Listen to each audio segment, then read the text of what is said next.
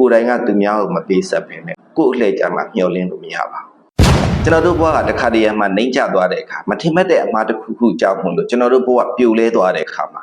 ကျွန်တော်တို့ဘယ်လိုပတ်ဝန်းကျင်မှာနေထိုင်ခြင်းကြသလဲ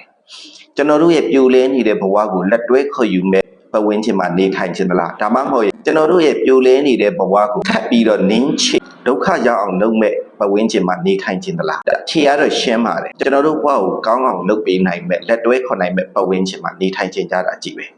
ဒါပေမဲ့အဲ့ဒါကအရေးမကြီးဘူးကျွန်တော်တို့နောက်တစ်ခုထပ်ပြီးတော့စဉ်းစားမှာ